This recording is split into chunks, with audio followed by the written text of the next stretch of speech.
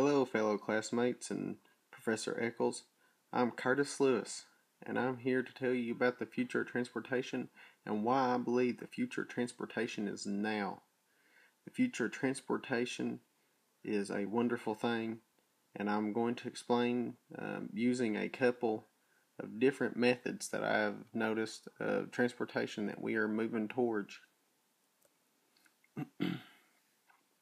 On this first slide, I'll show you what has brought us to this amazing change in our world. Everybody knows about the increased gas prices that we face, the amazing increase and decrease that we deal with, the fluctuation. We also know about the fuel emission. The fuel emission that these cars that we drive today, these internal combustion cars, they cause so much buildup in the air that it pollutes it so badly. Another thing that's caused us to move towards these changes is the fear of running out of our fossil fuels. The fear of running out of fossil fuels is like our oil and everything that we use to move our vehicles, our trains, our planes, everything that we use. And also, we want to improve and protect our earth. That's building on our fuel emission and fear of running out of fossil fuels, and that we don't want to lose our fossil fuels, and we also do not want to hurt our earth any more than it's already been hurt over the last 100 and so years by these vehicles and planes and trains.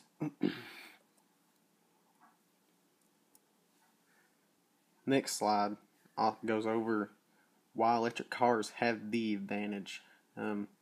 With looking at electric cars, which is the first mode of transportation I'm going to cover, you see a decrease in fuel emission. The fuel emission goes way down in electric cars, which will be covered in a later slide. They also consume less energy, which is also going to be covered in a later slide in more detail.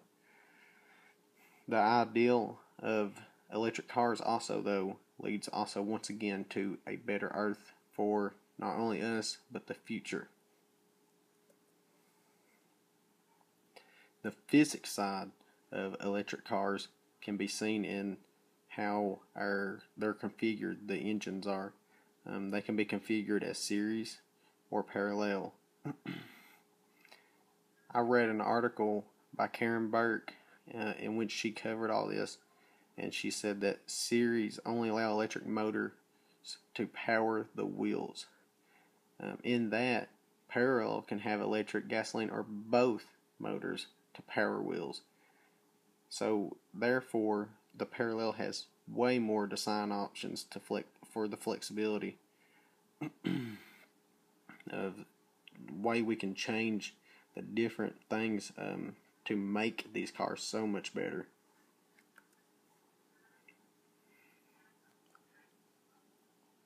The energy consumption is going to be covered here with miles per gallon or kilowatts per hour. Which one is actually better to compare? The kilowatts per hour actually allows us to see the energy consumption comparison of vehicles, which we're going to see in the next couple slides. And the miles per gallon just shows how far a vehicle can actually travel on a gallon of gas. But when you think about it, electric cars, do they really truly need a mile per gallon? Electric cars are supposed to run off electricity used by these series and parallel configurations. Of course, with the parallel configurations, you also seen that they also had gasoline engines with it to help keep it in a steady state. To go from miles per gallon to the kilowatt per hour is a huge difference. Of course, we take a vehicle that everyone knows burns gas, gives off amazing fuel emissions that pollute the air so badly. In the Hummer, it only gets 12 miles per gallon. Of course, like I said, it's known as a gas hog, and it's also gives off energy consumption of 305 kilowatts per hour per 100 miles. So therefore, not only is it a gas hog, it hogs energy that could be manifested for so much more.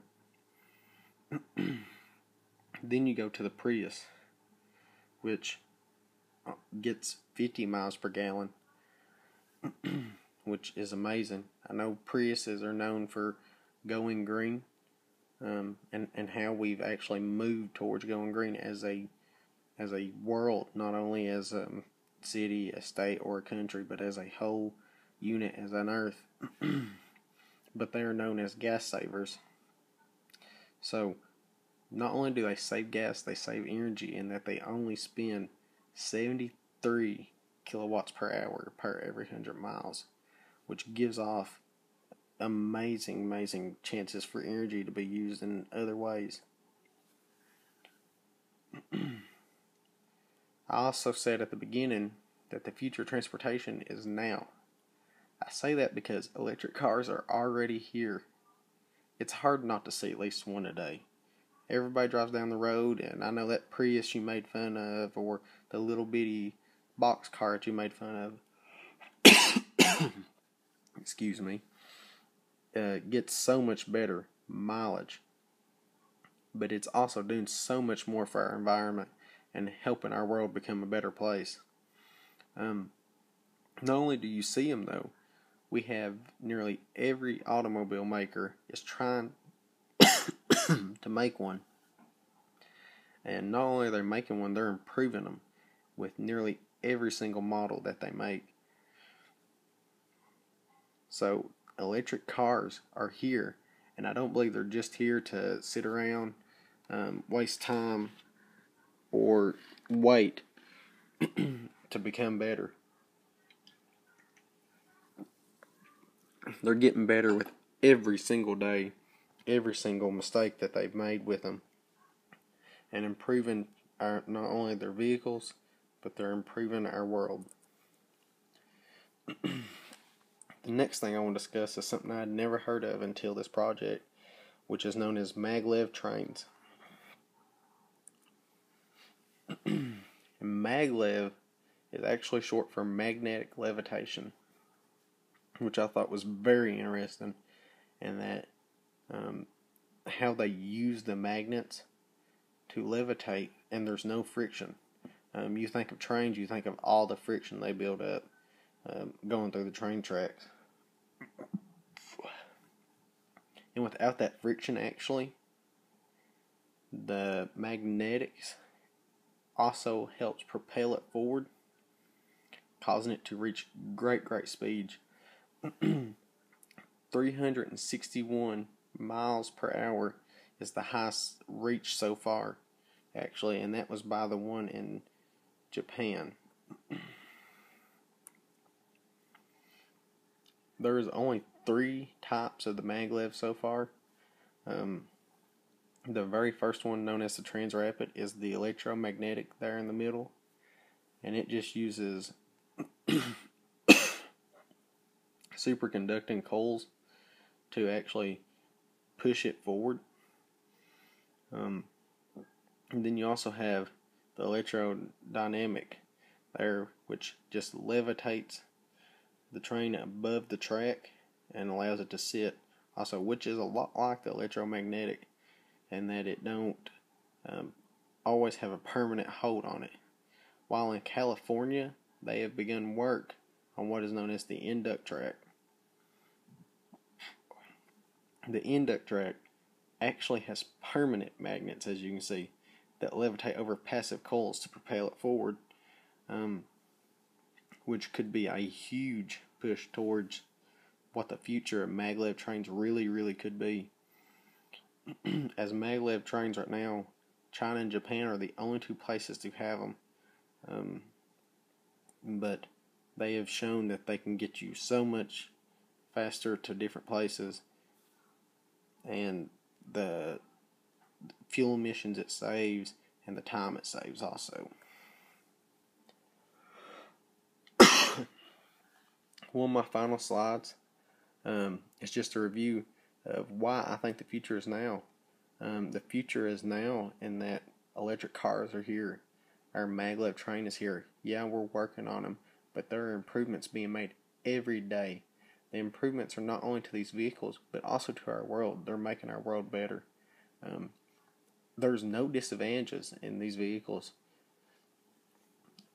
We have better, you're saving more money, you're better health. It's leaving a better world for us and a better world for our children and their future generations. And like I said, electric cars and maglev trains are not only in progress, but they're in our cities and on our streets. Excuse me.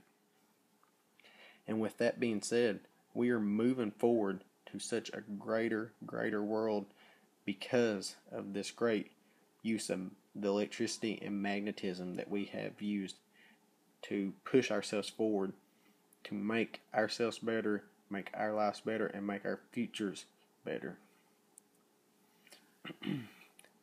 And last but not least, I want to thank my references throughout this whole thing for helping me not only learn more about these maglev trains, learn about them for the first time, and learn more about electric cars. And some of these articles are a little bit older, but these older articles have also shown just how much progress we have made moving forward. So I want to thank them, and thank you all for listening.